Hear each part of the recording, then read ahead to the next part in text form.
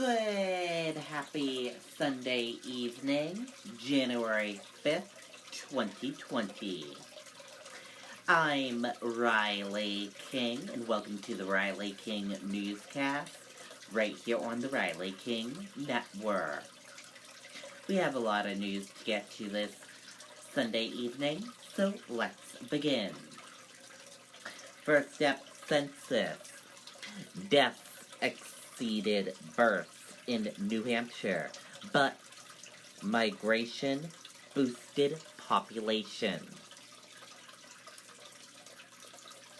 Newcomers from other states continue to be the key to population growth in New Hampshire. The latest U.S. Census Bureau estimates show that New Hampshire's population grew by 6,200 between July 2018 and July 2019 for a total of 1.36 million. With fewer births than deaths, migration accounted for all of the state's population growth. Ken Johnson, senior demographic at the University of New Hampshire, says most of the gain has come because more people are moving into New Hampshire from other states than leaving it. Though the migration gains are modest compared to the influx of the 1980s and 1990s, its turnaround from earlier in the decade when more people moved out of the state than moved in. In a state where deaths now exceed births, migration is critical to New Hampshire's future, he said. New Hampshire was one of the only 4 states in which deaths exceed births last year. The others were West Virginia, Maine, and Vermont. Johnson said deaths have increased because of the state's growing senior population, though drug-related deaths among young adults are also contributing to the trend. Police accuse Manchester man of trying to lure a child online. Let's take a listen to that video from WMUR News 9.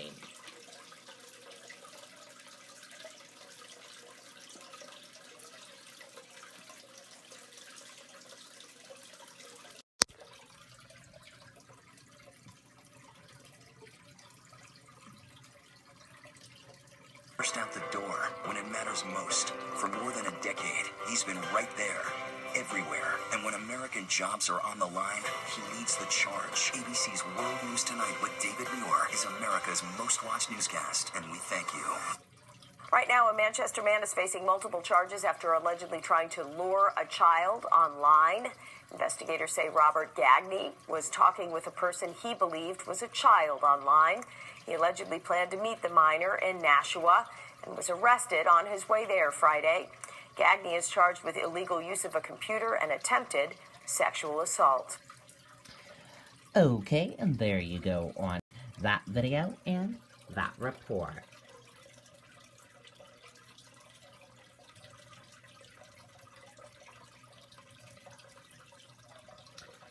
Two-vehicle crash with injuries reported in Concord, West End.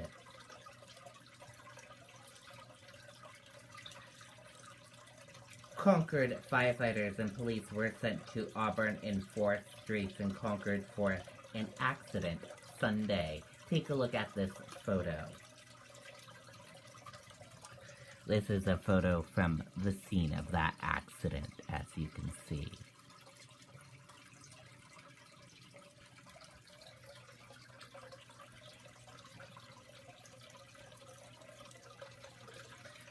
One driver was taken to Concord Hospital after a two-vehicle crash in Concord's West End Sunday. At just before 3 p.m., dispatchers received a report of a crash at the intersection of Auburn and 4th Streets. When they arrived, firefighters and officers found a Kia sedan and Honda Element had collided on the southwest side of the intersection. The driver of the Element, a man, was taken to the hospital as a precaution. The force of the accident led to a stop street sign being knocked down, and tow trucks were lined up for both vehicles. Police closed off the north side of Auburn at Franklin Street and diverted traffic from the area for little more than an hour while firefighters directed northbound traffic around the crash scene. First responders cleared the scene just before 4 p.m. College Convention 2020. Did you run into George W. Bush in Walmart during his presidential campaign? Have you crossed paths with candidates when dropping off your recyclables? Probably not, but people in New Hampshire did. Do you have the opportunity to attend town hall meetings with every presidential candidate? In New Hampshire, you do. The political scene in New Hampshire revolves around retail politics in a style of campaign that brings candidates and voters face to face at local events. And that's just how Granite Staters like it. That's how New England College likes it too. Civic engagement is part of our DNA, and we encourage all students to get involved and let their voices be heard. Every 4 years, New England College hosts the College Convention, open to students from all over the country and sometimes around the world. This once-in-a-lifetime event gives the next generation of voters the opportunity to come face-to-face with people, issues, and process that shapes the presidential primary campaigns. Students experience it all. They listen to leading candidates, witness the frenzy of national and international media, engage with the media, interact with candidates, and perhaps even get hired by campaigns on the spot. The college convention brings students together from a variety of educational backgrounds, from public, private, homeschool, and charter high schools, to technical schools and colleges, to engage in the political process in an exciting, hands-on, unique way. As NEC students watch the political process unfold, they also come face to face with deeper ways to engage in their studies and pursue their career goals. From bachelor's programs in communication studies, history, political science, and physiology, to a full online master's in public policy. NEC students apply their classroom experience in real-world ways. New England College is proud to be the online college in New Hampshire to host a primary convention for students, and we invite you to be part of the College Convention 2020. Save the date! College Convention 2020, January 5th to the 9th at Doubletree by Hilton, Manchester downtown in Manchester, New Hampshire.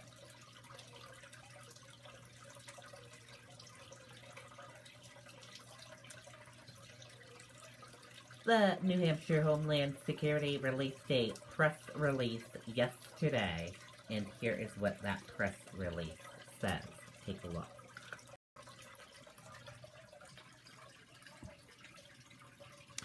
Press release. See something, say something. In reference to recent events in the Middle East, we have no known credible threats to New Hampshire or the United States. New Hampshire Homeland Security and Emergency Management Director Jennifer Harp said, "We are actively engaged with our federal intelligence partners in monitoring emerging threats." Director Harper reminds residents and visitors of New Hampshire to remain vigilant and, if you see something, say something.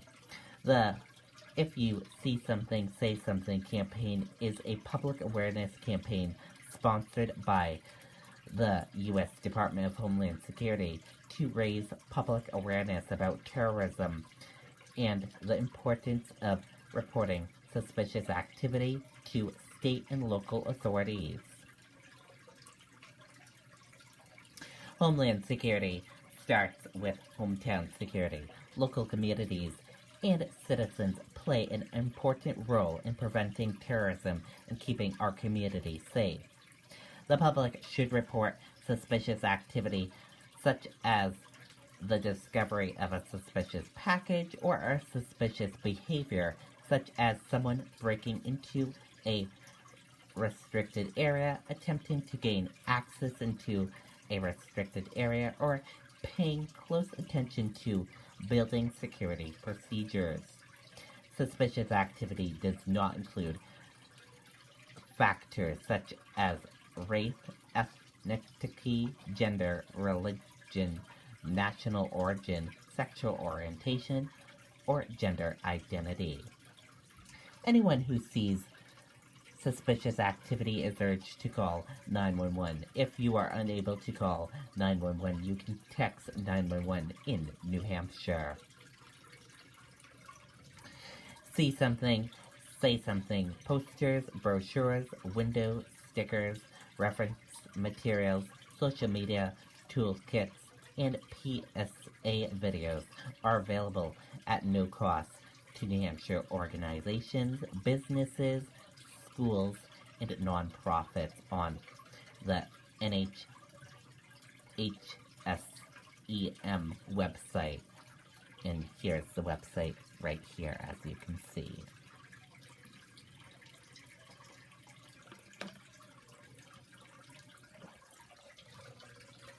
And that is the press release from New Hampshire Homeland Security. So remember, if you see something, say something. Anything, if you see something suspicious, say something and report it to your local authorities. The Department of Homeland Security responds to federal website hack. Let's take a listen to that video from ABC News.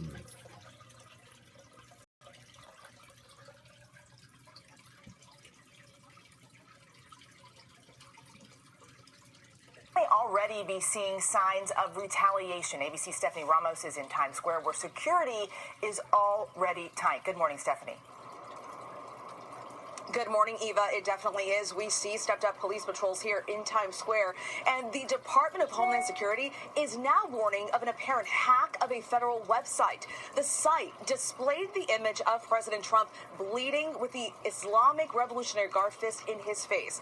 DHS tells ABC News overnight in a statement, "We are aware the website of the Federal Depository Library Program was defaced with pro-Iranian, anti-U.S. messaging. At this time, there is no confirmation that this was the action of Iranian state-sponsored actors. The website was taken offline."